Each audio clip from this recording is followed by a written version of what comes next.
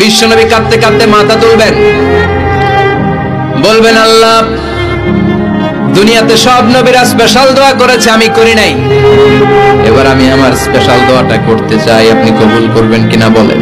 আল্লাহ বলবেন নবী কি আপনার দোয়া বলেন?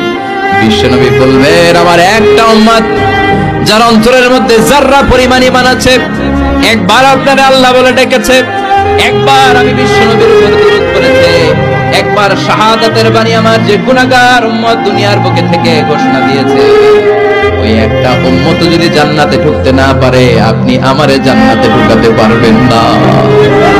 আল্লাহ বলবেন সাল তুতা, সাল তুতা, ওয়াশফা তুশাফা, শাফাত করেন করেন, যার জন্য দোয়া করবেন আমি কবুল করে নেব।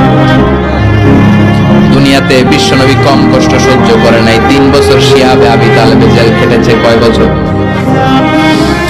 দুর্ভিক্ষের বছরগুলোতে বিশ্বনবীর পেটে দানা পানি ছিল না, কলিজার টুকরা হাসান হুসাইন কই মাছের মতো ছটফট করেছে, জামিনে ক্ষুধার জ্বালায় বেহুশ হয়েছিল। বিশ্বনবী যদি স্পেশাল দোয়াটা করতেন জান্নাত থেকে খাবারের বস্তা পাঠিয়ে দিত।